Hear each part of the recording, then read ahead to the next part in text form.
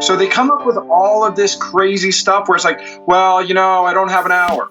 Really? Well, if you knew exercise, you could get a good result in 6 minutes. 6 minutes, for sure. It's like, I don't have weights. Well, use the tire of the car you're standing beside and just push your foot into it. It's a resistance source. Use the wall behind you. Use your chair to learn how to sit up straight. All of these things. What's up, my friend? I'm health expert Ted Rice, and I want to welcome you back to another episode of the Legendary Life Podcast. I'm a coach to entrepreneurs and executives, and I'm here to bring you science-based information on how to lose fat, prevent disease, and live a longer, legendary life. So if that's what you're into, you're in the right place, and I want you to click subscribe to wherever you listen to podcasts so that every time one of my episodes goes live, you will be the first to know.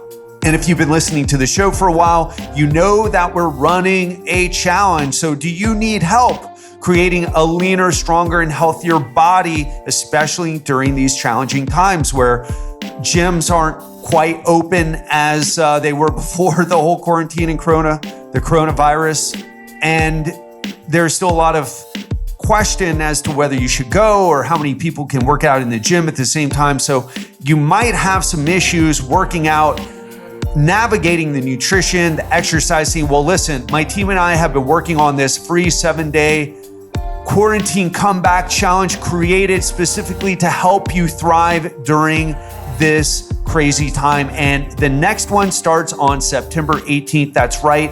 It's just a week away, or I'm sorry, it's less than a week away. So listen, there's no strings attached to join. It is free. It is simply the best way I know to take you from information to transformation through an experience working with me in this format, in this challenge.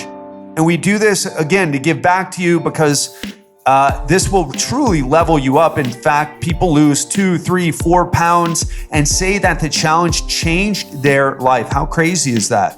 Of course, that's what we deliver. That's what we try to deliver, but it's always so amazing to hear that type of feedback. We also do it because you may want help. You may want to hire someone to help shortcut the process of getting in shape. Well, listen, you get to test out my coaching for free in this 7-day challenge. You will walk out a much more knowledgeable and experienced person. So it's not that you're just going to lose a couple pounds. You will take this with you for the rest of your life. If that sounds good to you, go to legendarylifepodcast.com/challenge. That's legendarylifepodcast.com/challenge and sign up now. So let's talk about today's guest. His name is Brad Thorpe. So let me ask you this. Have you ever been in the gym pushing it and yet you ended up maybe with some lateral epicondylitis in your elbow, a little patellar tendonitis in your knee? Perhaps you have some chondromalacia like I do, or a torn labrum in your hip or shoulder, or herniated disc. Why do we get so injured from doing something that's supposed to be so healthy, from pushing ourselves hard in the gym? More importantly, how can we avoid it? What can we do better? What are we missing when we're in the gym and pushing hard but end up hurting ourselves? What is it that we're missing?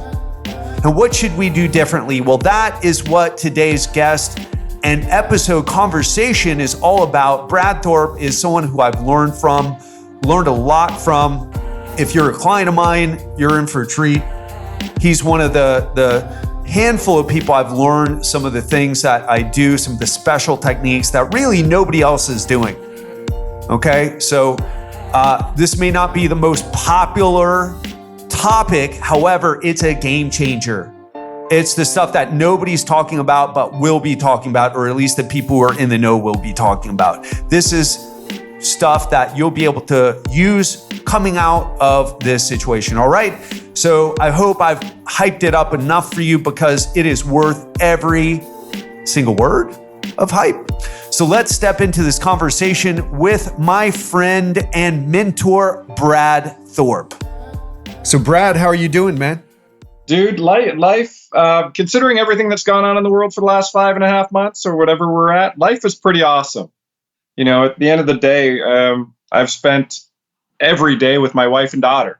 And those are the two people in the world I love the most. So it's been a godsend. And obviously there's been a lot of tragedy and heartbreak out there. And, and I feel sorry for everyone that's going through that. And I've been fortunate. It hasn't touched my businesses. That's a different conversation. But my personal life, things have been pretty amazing. And how about you? You're stateside now?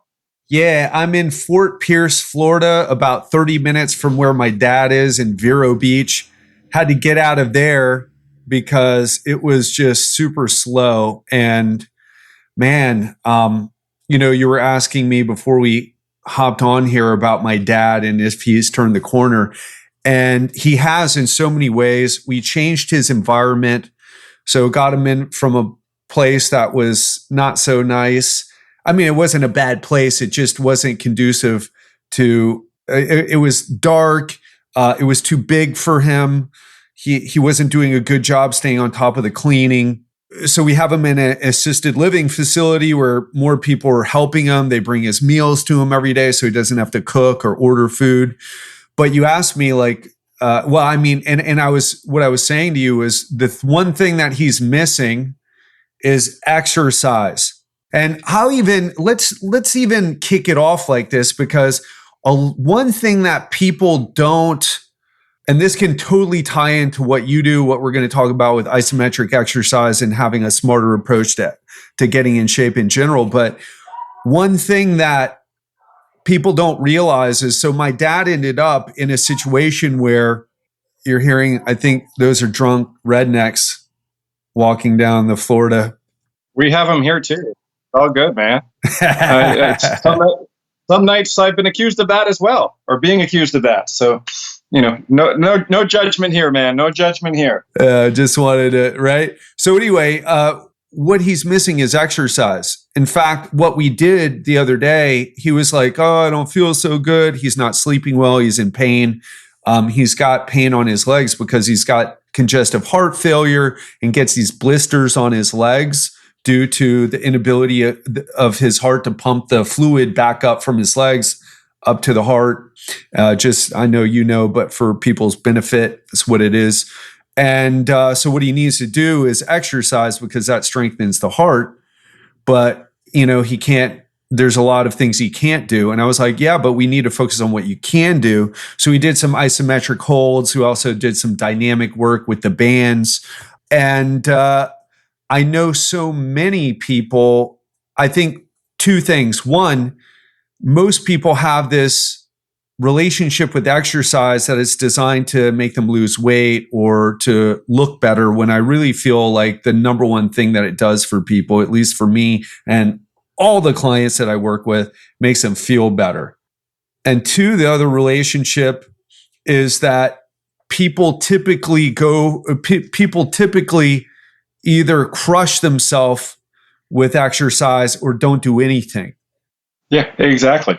And it's, my business partner for my gym business, Striation 6, a guy named Sam Trotta, he sums it up perfectly, because everyone, when it comes to exercise, they always got excuses, right? They always sort of say, I don't have time. I don't have money. I'm stuck at my office, or what, is some of the things you chronically hear. But what he summed it up with was absolutely perfect. People just don't have the knowledge and or the confidence to do it. So they come up with all of this crazy stuff where it's like, well, I don't have an hour. Really? Well, if you knew exercise, you could get a good result in 6 minutes. 6 minutes, for sure. It's like, I don't have weights. Well, use the tire of the car you're standing beside and just push your foot into it. It's a resistance source. Use the wall behind you. Use your chair to learn how to sit up straight. All of these things. So, much like we've had conversations in the past, it's about instilling that knowledge with people that sort of say, okay, we've given you the tools. We can't motivate you to change. We can't even encourage you to change. We can yell at you. We can sort of say, hey, you're going to live a healthier life. But we've proven that fails miserably, because if you look at the stats on a number of Americans who are exercising, it's 1 in 7. Like, that is an appalling number, right? So it's like, okay, well, our current messaging doesn't work. So let's change how we're selling exercise, or, promoting exercise to the masses. Like, hey, let's just stop making it complicated. I think exercise should be banned off YouTube, personally. I think it's atrocious what you see there. Because what it does, it sort of says to the person who needs the most help, I don't know where to start. And yes, we just caused an argument with people out there trying to make a positive difference. But most beneficial exercises are so boring to watch that you got to glamorize it. And how do you glamorize it? You sensationalize it. And then it's like, well, now the people that need the most help can't turn to it. So that's kind of a little bit of a tangent. But, for those people that have listened to me on the show before, I'm good with that. So, yeah, man, I'm not 100% with you on the banning, but I understand what you mean. And by the way, I'm not into the banning because number one, it's hard to find that free speech part, right? Anyway. So let me rephrase it. Let's just ban the stupid shit. Yeah, it's hard. Good luck with that one. Well, I'll tell you, right, and good luck with it. And the other part that I wanted to share is all the bad exercise videos, all the stupid nutrition stuff. It's very good for my business because I found a way to market. I'm like, hey, do you want to lose fat, but without doing keto? Do you want to get into shape, but without doing jump squats and jump lunges that are really I think they're good for sport conditioning in certain contexts, but really have no business with a 40 plus year old who's desk bound, a few months behind on their exercise program, constantly on, constantly off. Yeah, one of the biggest things that, I start people off with, I start them with one set for the first week. Yeah, earn it. Start simple. What is the expression? Keep it simple, stupid. I don't really care for the stupid part, but it's the KISS principle. Let's just start there. Why do we have to go to the extreme on hello? And it was interesting. I had a comment this morning on one of my social media feeds because I was sort of saying don't stretch too far and don't stretch too often, and of course challenging some of the stuff that's currently going on in the mobility world. And their comment was, well, I mentioned something about ballerinas, and their comment was, well, they're designed to have, hypermobility. Where my response was, well, they have mobility for their needs. Now, if we compare them to, let's say you and I compared range of motion. Well, if you have something greater, well, how does that make me feel as a person? So I might feel inferior. I might sort of say, I need to work on that. But your structure is different than my structure. So if I go to try to achieve your range, which you're perfectly comfortable with because of your structure, your hormonal profile, your history, your injuries, all of that stuff that have led to this moment in time where we compared, and I compare my lack of mobility or relative to your mobility, and I go work on that, and I all of a sudden sort of start tearing apart my shoulder. What do we do to that person? There's no reason to compare you and I to one another. None, unless, of course, we're in sport. If we're in sport, different conversation. But for your health and my health, I love you, buddy, but your health doesn't necessarily influence my health. I mean, we can get into a conversation where from a communal living perspective, it absolutely does, because I'm going to hide behind you because you're a trained ninja, and, you're going to attack that bear, and I'm going to cower underneath the table, because I'm good at not moving. So that whole freeze component of freeze, fight, or flight, I own that. I think I would be running from a bear, even though I probably shouldn't. I think you use the bear spray, but you would. I'm from South Florida, man. We don't have those things. We have alligators. You guys. So I read this yesterday, and you guys now have Nile crocodiles. Really? In the Florida Everglades. No way. Yeah. That's scary. Dude, these things eat humans. They're highly aggressive, and some of them get to be between 25 and 30 feet. Oh my gosh. They're massive. Yeah, they've found 3. And so their comment was, well, I don't believe that we just happen to find the only 3, was their comment in the article. It was Oh my God, like not a chance. Like I would never be walking through the Florida Everglades, but I certainly wouldn't be doing it now. Wow. Yeah. Small chance, but still. I know guys who, I guess, hunt or know of guys who catch gators and, make them into things. But gator jerky is not that delicious.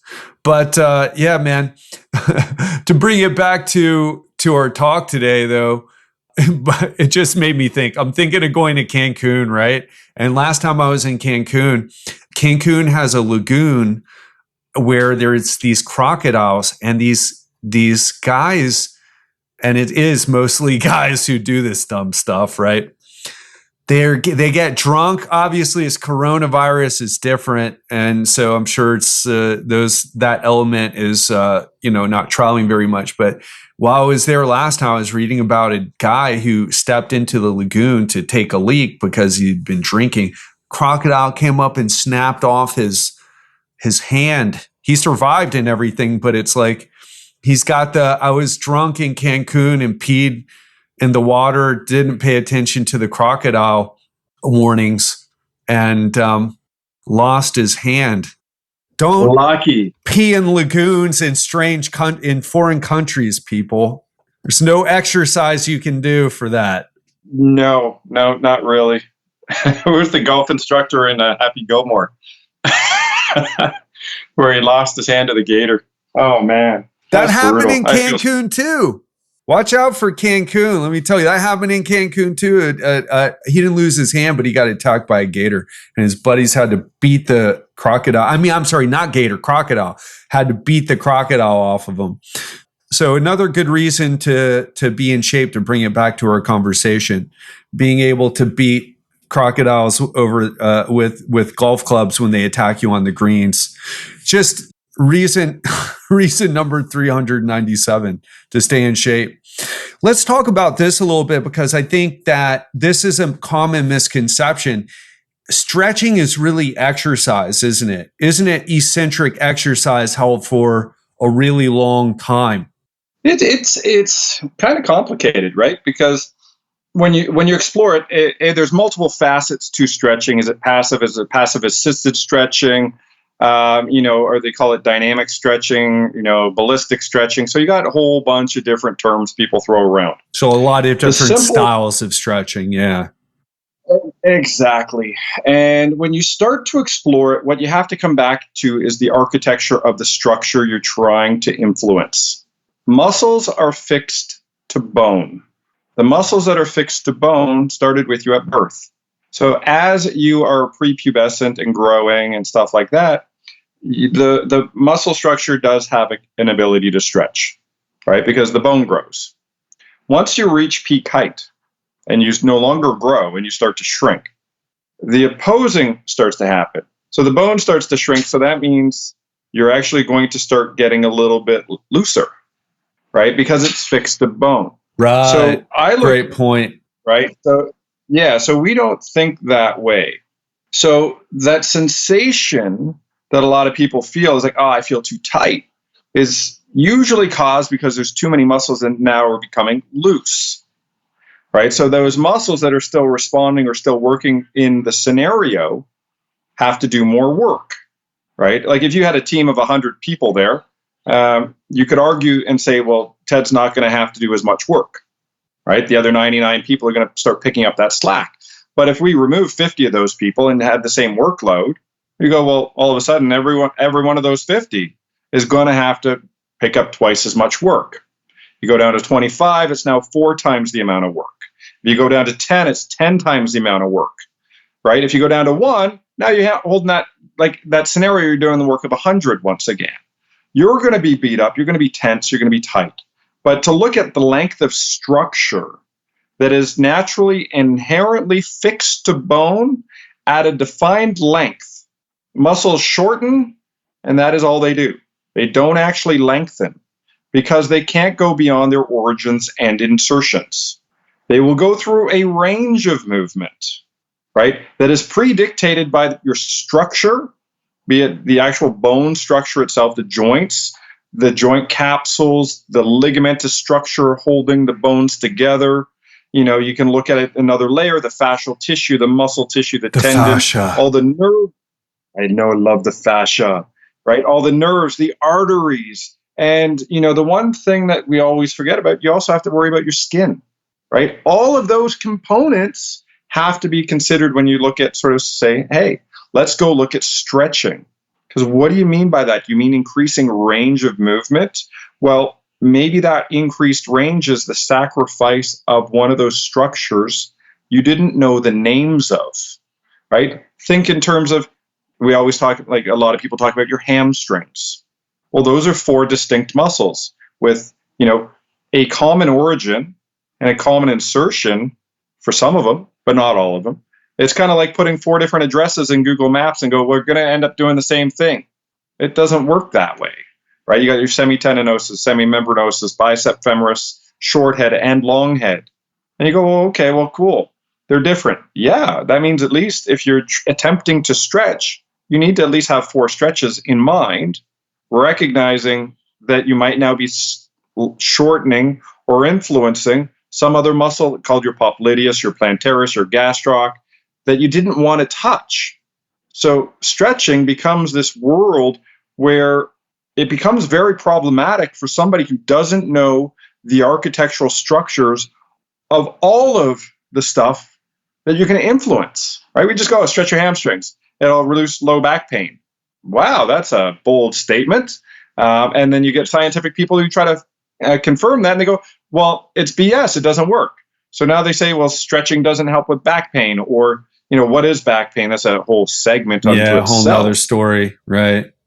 But a lot of it comes back to, hey, let's stop doing dumb stuff let's explore the structures. Let's explore the influences we're trying to create at a higher level than what we're currently doing. Brad, thanks for opening up the door for this, because my next question was going to be about one of the things that you mentioned.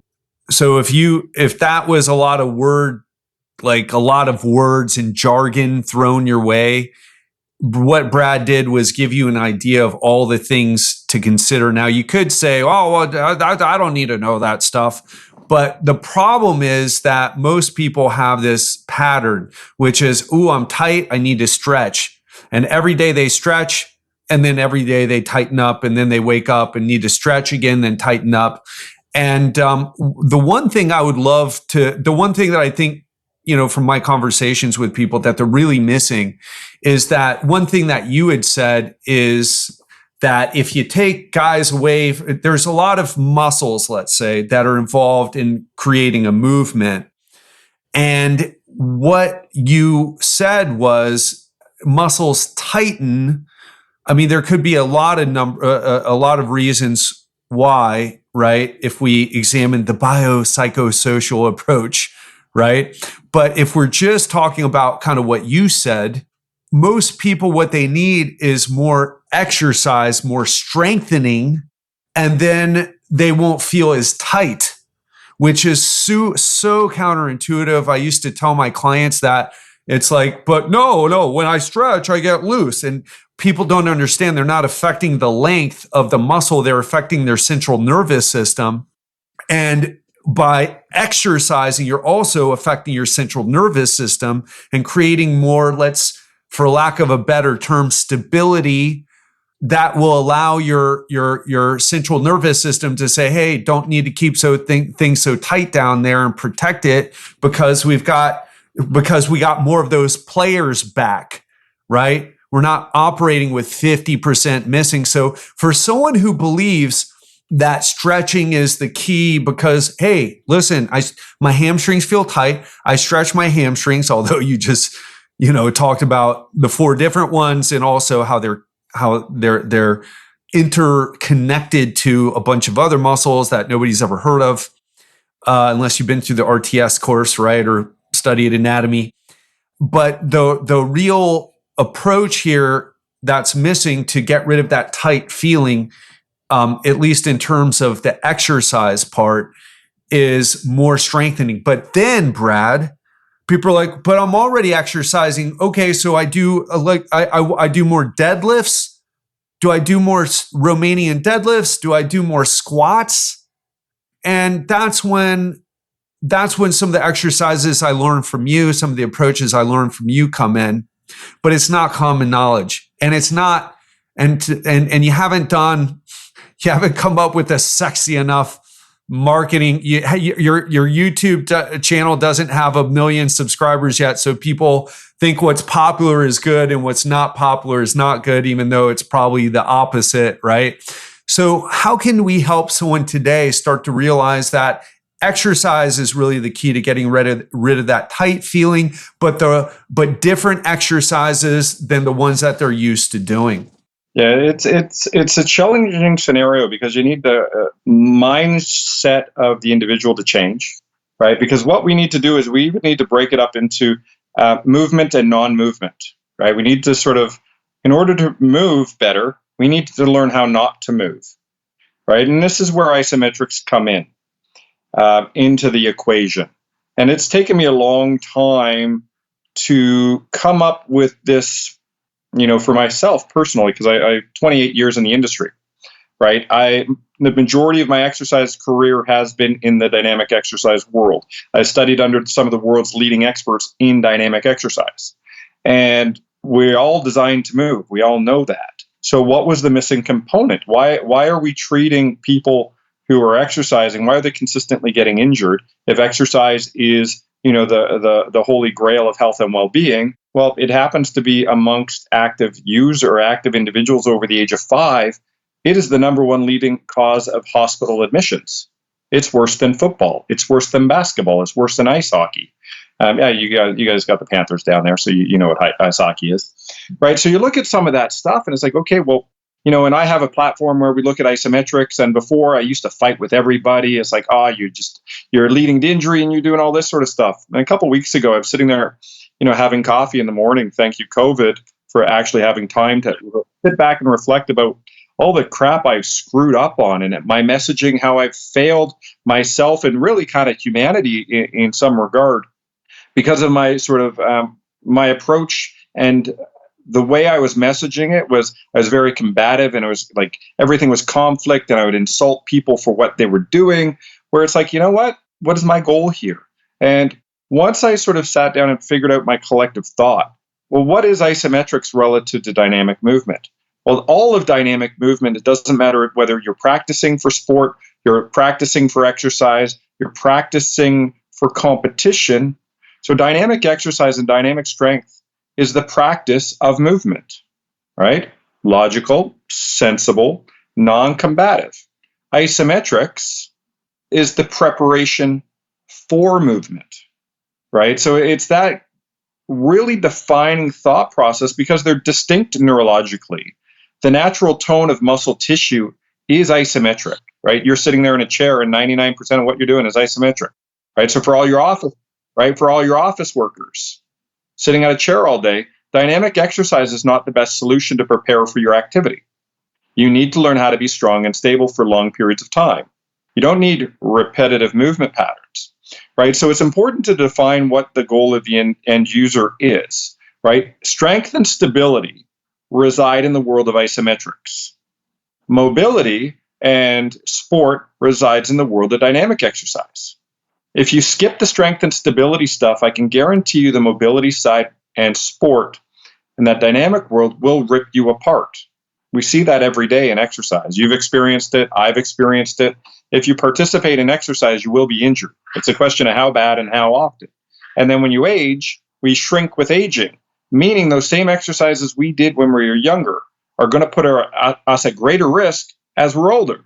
So we need a different thought process. We need to maintain high levels of muscle tension within our structure before we add movement, because movement is wicked complicated, right? You got changing joint angles. You got a thing called an instantaneous axis of rotation, meaning the axis you thought it was is now over here, or over here, or over here, or over here. It changes in real time.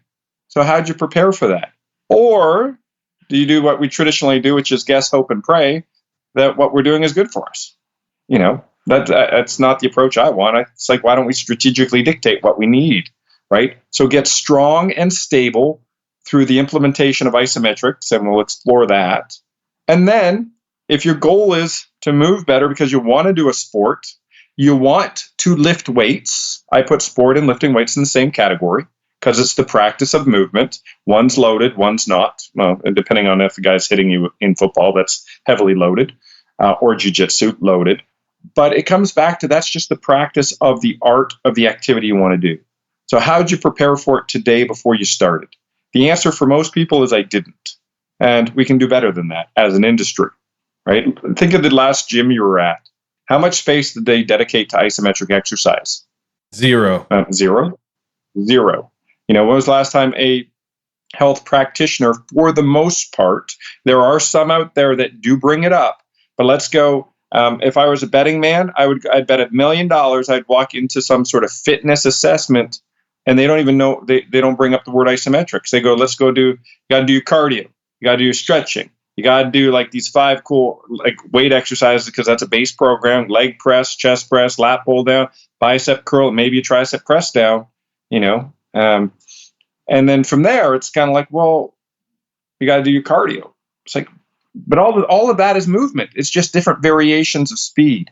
And, because I know you worked previously with a bunch of athletes, you probably still do, but power is important, right? Power development for sport, power development for seniors is crazy important if you want to walk in that golf course or swing the club, or just walk down to the grocery store. So if you don't have that ability, right? So you think about what power is, it's a combination of isometric strength and velocity, right? A 1RM is not isometric. It is low velocity training. And we really need to think that way, because in order to set up that slope, you got to worry about that vertical component, which is maximum isometric strength. The bottom line is maximum velocity. So 0.1 velocity is no longer isometric. Right. It's that simple. It's that complex because it is that simple. And nobody likes to hang out with people that don't want, it's like, oh, you got to move. You got to move. Yeah, but what's that form look like on that bench press? Or what's that form look like on that squat? Look at all those isometric components saving you right now. Like, take a squat, for example. How many of that is isometric? Or how many joint positions in that whole sequence are isometrics versus you're moving your hips, you're moving your, what do you call those things in the middle there? Your knees and your ankles, but what happens if your spine moves? Not so good. You're probably going to hurt yourself, or on a deadlift where you break down and then all of this stuff can be. You said something. No, I just want to, you're off on to the races and making great points. I just want to touch on a few of them. So whoever's listening right now, if it's their first time hearing you, start to understand this better and don't get lost. So what you're saying, Brad, is that when you're doing a squat isn't just a leg exercise, especially if you've got weight on your back. You have to maintain that position of your spine. In fact, that's the crucial thing that trainers will teach you on a squat or a deadlift. Even on a bench press, a good trainer or strength coach is going to say, hey, press your feet into the ground, hold a stable position before you pick up the bar and start doing bench press, right? They'll even tell you to pin your shoulder blades back because, it'll, not to get into that specifically, but they'll tell you to hold a position isometrically so that you can handle the weight more with more stability, but also create more power too. And so what you're saying is, instead of just letting that stuff haphazardly happen, or even getting a decent strength coach or trainer to coach you on a couple of those things, be more intentional about it, dedicate some training time to it, so that when those things happen, right, you reduce your risk of injury and also perform better. One thing I want to tell you though, I have my clients do, if I can convince them, and obviously I don't beat people over the head to make them do this, because there has to be buy-in on both ends. But whenever someone starts getting a tweak in their joint, I'm like, you need a quote unquote mobility. And I'm doing air quotes right now. Brad and I are on video, but we're recording this audio.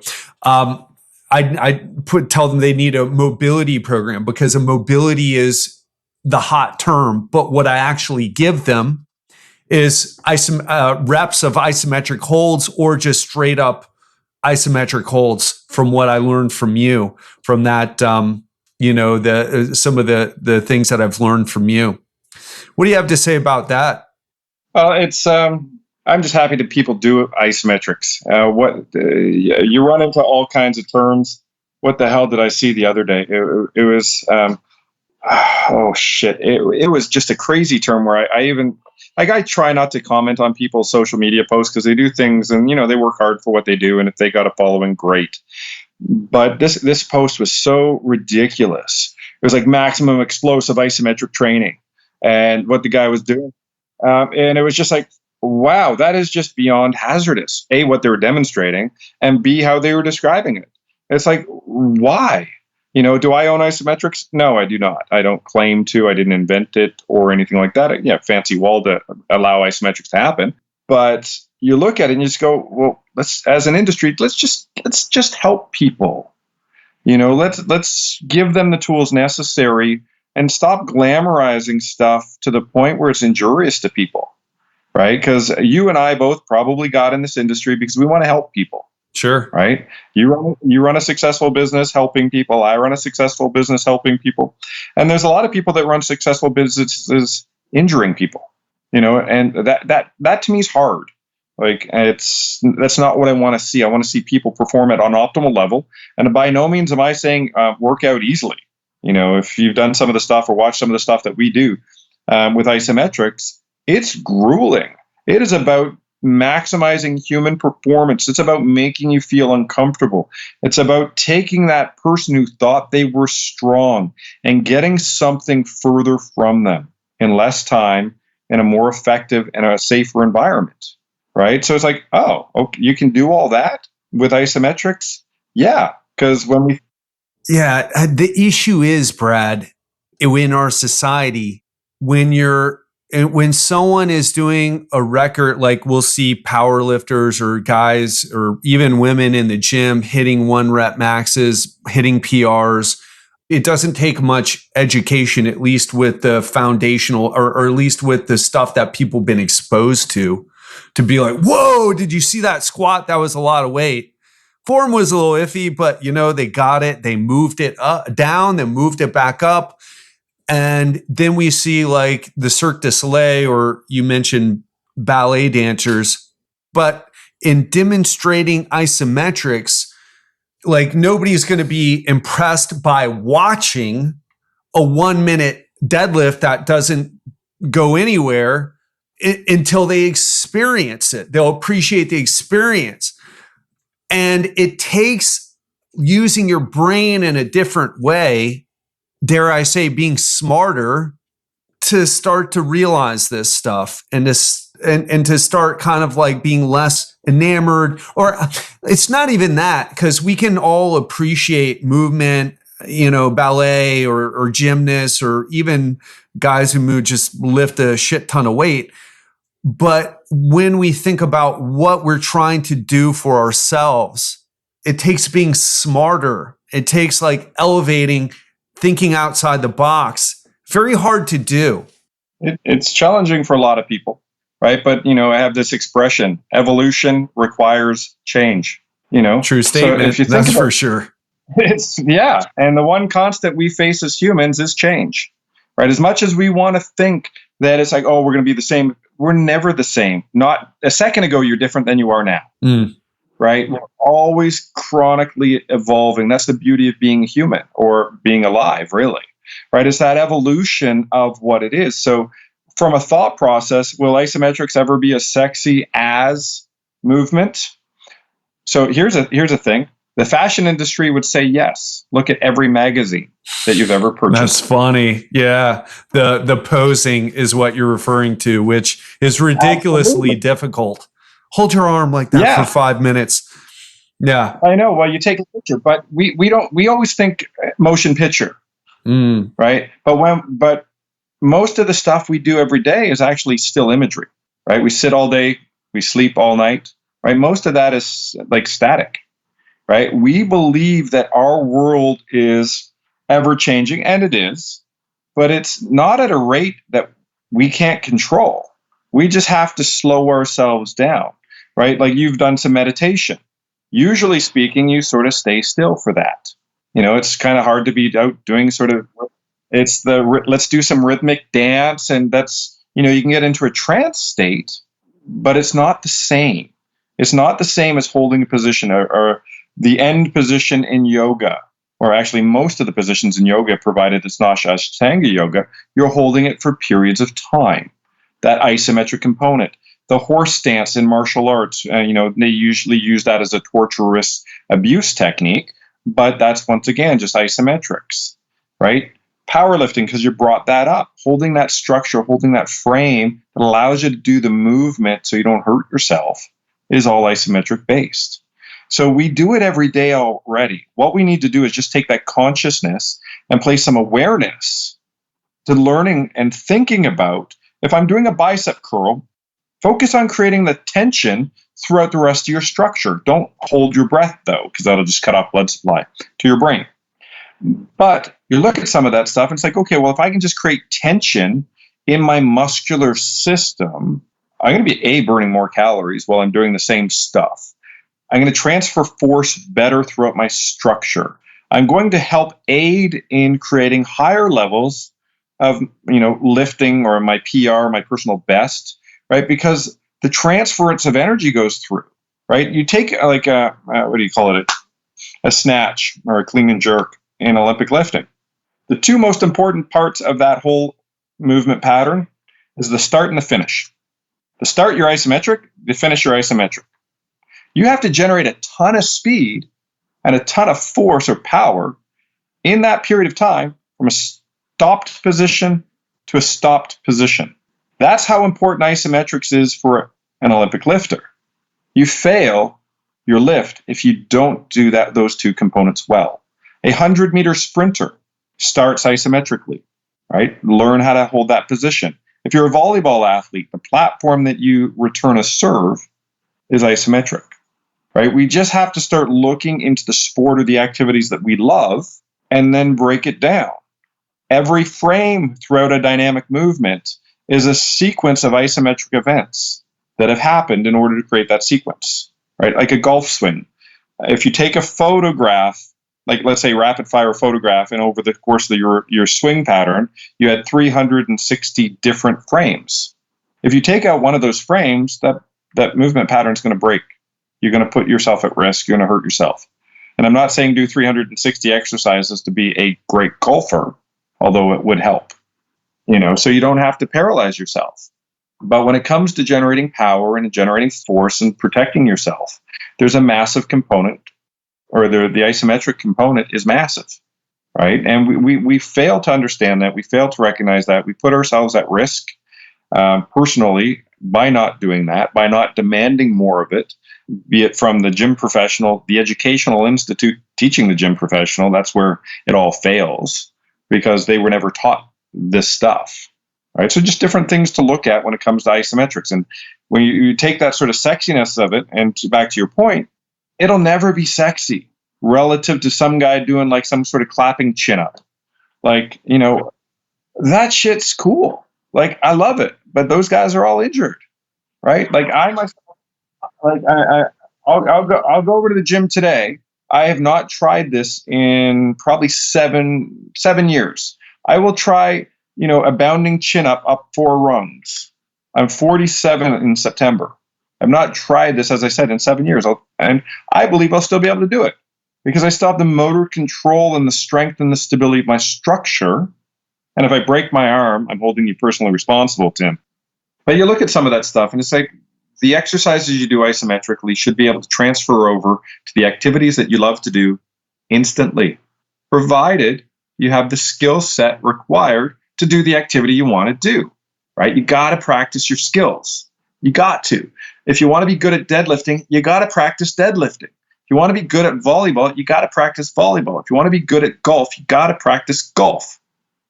But there's a reason that if you're good at golf, you're not good at volleyball, which doesn't mean you're good at lifting weights, because they're motor controlled scenarios. And when you implement a new motor control pattern, you screw up the whole system. right? In the sense that it's going to take away. When you add isometric strength to your whole system, that strength and stability, it complements every activity you choose to do because it's foundational.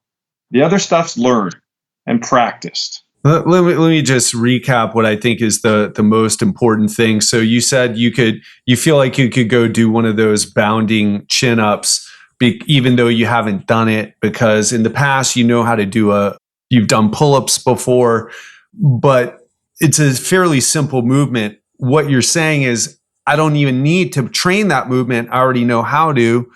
What I really need to do is make sure that my explosiveness, my strength, my stability in my joints is there. And you've been able to do that with isometrics.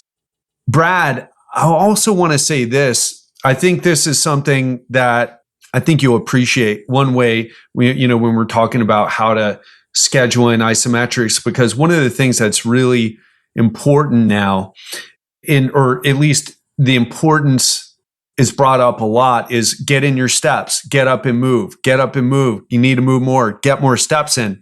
And what I've been doing, if people feel like taking a walk is for them, go for it, right?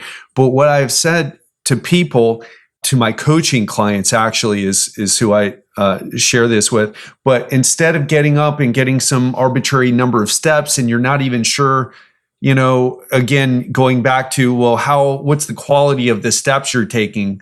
Because sometimes people don't use their muscles very much when they do activities like walking. If they've got a lot of, let's just not to avoid opening up a can of worms, but just a lot of issues. Some people use their muscles more than others, right? And so when they do a movement, and the quality of that movement's different from person to person. But what I've had people do is, like, instead of doing steps, instead of walking, get up and do an isometric hold. Here's a few exercises you can do. This will work this group. This will work that group, and being a bit targeted with the exercise choices as well. Depending on the person, it's like, work on these isometrics. Just do an isometric hold. One thing I love about isometrics, very low stress to the joint, a lot of stress to the muscle. Whereas movement, depending on, the person. I've had a client, I was wondering, you really should look better. I was just thinking of this. I was thinking about this one particular client. Shout out to you, Ashley. She's killing it with her nutrition, but exercise. And I'm like, I just felt like she should be looking better. I said, I'm really curious. Show me some videos of your technique, going super fast, powering through the reps. And for your average person, and not even so average person, my entrepreneur clients do this as well. Counting reps. Reps is the way to measure my progress. So if I do them fast and get a lot in, that's better than doing them slow and only getting a few. But the problem is, when you speed up, it's more athletic. It may feel like you're getting more done, but you're actually using your muscles less per unit of time. What do you have to say about that? How many hours do we got? Yeah, I know, right? No, it's it comes back to force and velocity, right? The faster you move, the less force is required, right? And if your goal is to burn calories, it's fuel consumption, an energy equation, right? So what you need to do is make it as hard as you can in the shortest period of time, right? So if I'm pushing against an immovable object, right? Because you guys live in the United States of America and you guys love your automobiles down there, right? If I do a burnout in my car, right? I got my foot on the gas and I got my foot on the brake. You see energy expended. You go nowhere, right? When you're driving at 200 miles an hour, you don't see energy expended. You don't see smoke, hopefully not anyways, right? So with isometrics, you have the ability to generate huge amounts of tension within your structure safely, where you can burn huge amounts of calories, right? And whether you're doing a concentric, an eccentric, or an isometric, the caloric expenditure in a given period of time is not much different. Now, when you start looking at the loads, when you change a load as you move it, because the load does change, it can be 90 pounds, but it'll change from, call it 73 pounds to 120 pounds. Like there's a fluctuation within, the actual torque values of that load.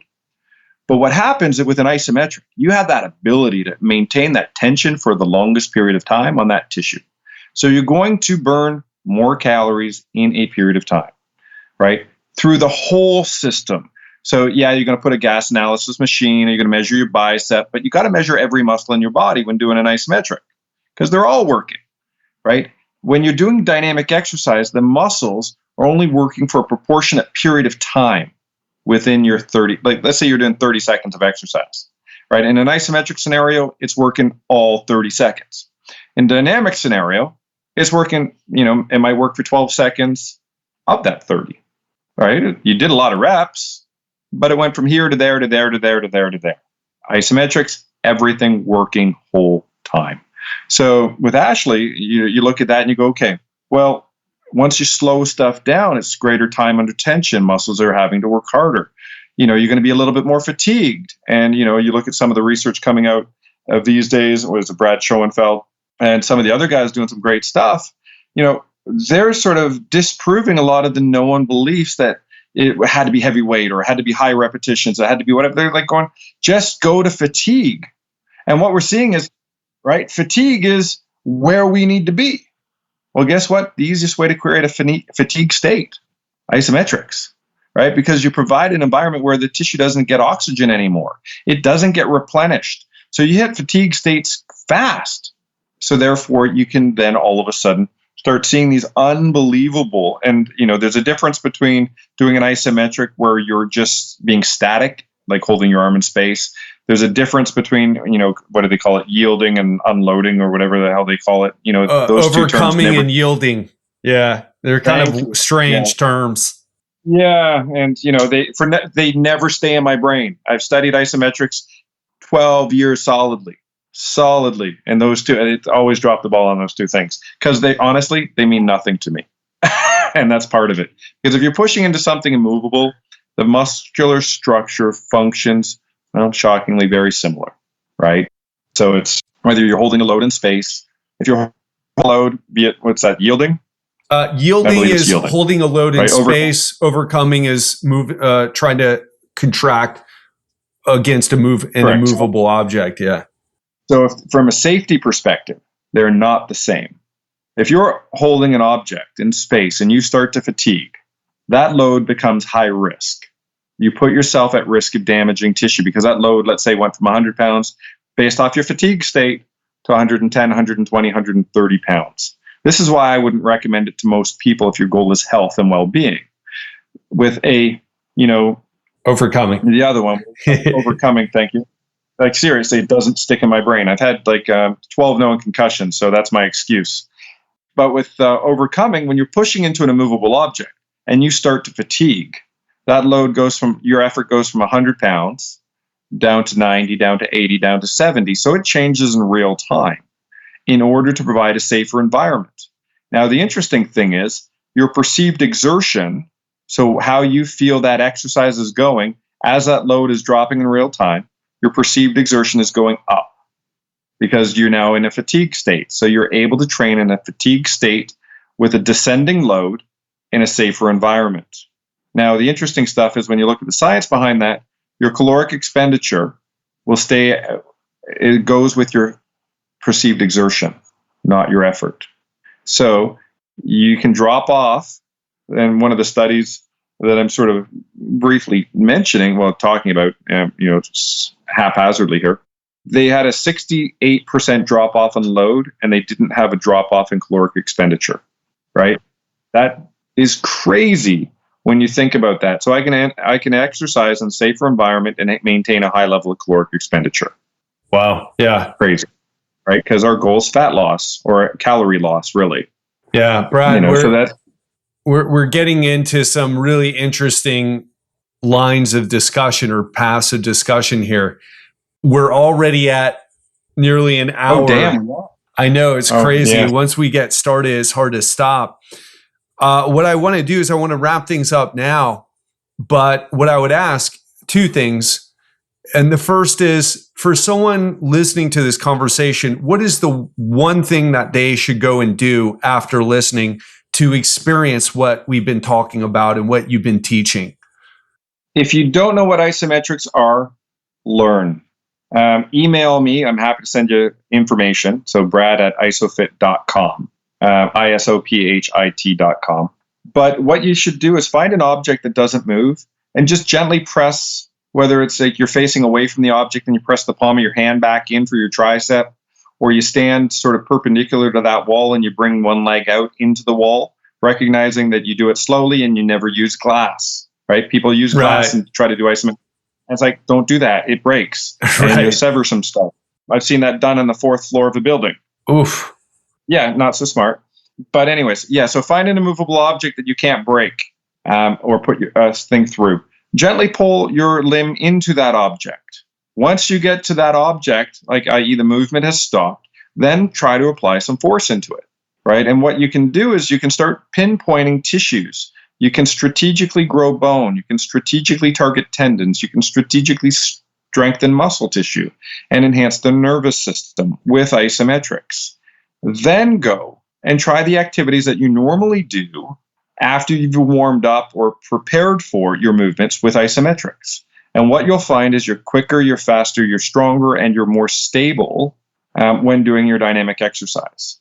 What you'll find initially when you start doing isometrics is you suck at it, meaning all the dynamic exercise you were doing before, or if you were non-exercising, your lifestyle didn't transfer over to isometrics. But when you do the isometrics, it will transfer over to your lifestyle as well as your performance levels.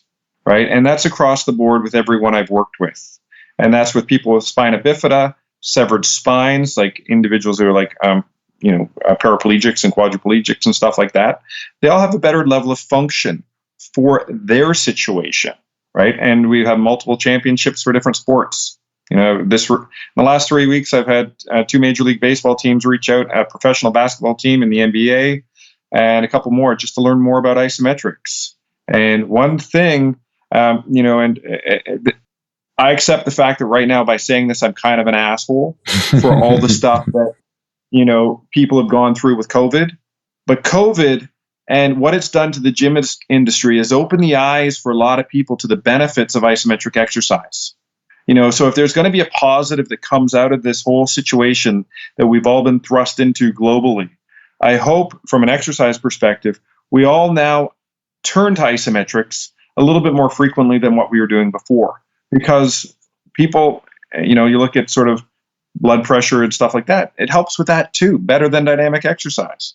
And that's the Mayo Clinic saying that. That's not me, right? So it's like, okay, cool. But anyways, the first thing that you should do, learn about it, try it, email me. I'm happy to help out anybody.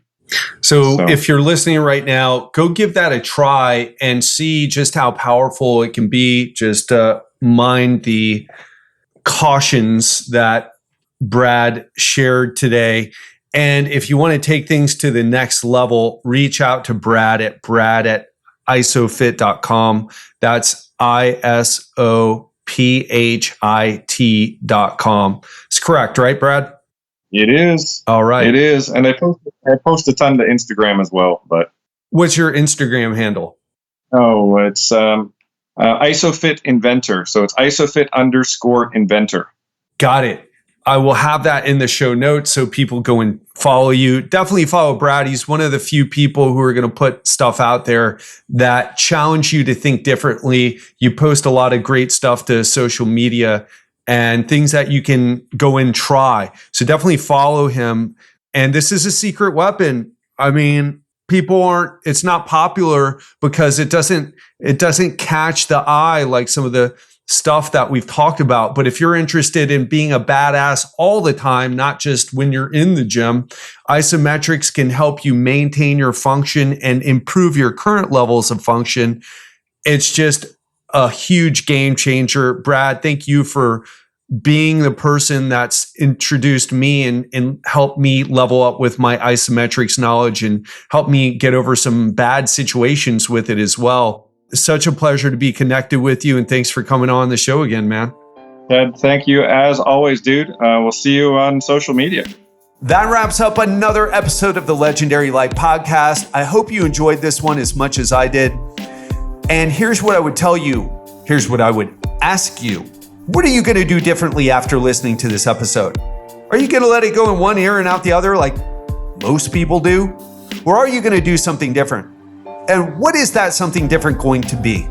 And what I would recommend to you is try out some of the things that Brad shared, but I'm going to give you a couple things now, just a few things. So here's how I use isometrics. You can start putting isometric holds at the end of exercises. So let's say you're doing a push-up, lower yourself all the way to the bottom position and hold that for 3 to 5 to 10 seconds, then come back up. Try 5 to 10 reps of that. Try holding a squat position. Come down into the squat, hold a good position and hold that for 3 to 5 to 10 seconds. Do some reps of that. That's a good way. And you can apply this to any exercise. Another thing that you can do is try 1 minute holds. Another thing that you can do is that you can start doing some of what Brad and I discussed, the overcoming isometrics. So try pushing into a wall. Try crushing a wall. Try some of these exercises. You can even get creative, but damn it, try some of these isometrics. It's a game changer. It's a game changer. I have all my clients utilize isometrics to some degree or another. And for the ones who have injuries, I put a whole thing on isometrics. You're just gonna hear more and more isometrics from me because it's a game changer. It's something that I wanna point this out again. Because you may say, well, how come if this is such a game changer, nobody else is talking about it? For one, because you're listening to the wrong people. I don't know how any other way to say it than that. Because I'm not interested in marketing myself like crazy. I'm interested in getting results. My business does very well without having to talk about shining light on my nether regions, infrared light on my nether regions, or sunning my butthole to improve my health, okay? I don't need that stuff. I get results. So maybe that comes across as arrogant, maybe not. Maybe it's coming through to you that some of the people that you hold so highly are a little bit kind of like, more kind of hype people and less about the results. And this is something that can give you serious results. Want you to give it a try. And that's all I've got to say. Hope you enjoyed this episode. Stay tuned for our Real Talk Friday episode where you and I will get real. And that's coming up on this Friday. So hope you enjoyed this. Go try out some of those isometrics. Have an amazing week, and I'll speak to you soon. And don't forget, if you are after that challenge, if you want to spend some time with me, maybe even try some of these isometrics, because that's what I put inside some of the workouts of the the free quarantine comeback challenge. You get to try some of them, in addition to all the amazing things that we teach you that no one else is teaching the way we teach it here. So if that's interesting to you, join the free 7-day comeback challenge at legendarylifepodcast.com/challenge. That's legendarylifepodcast.com/challenge. That is it, my friends. Crush the week. Speak to you Friday.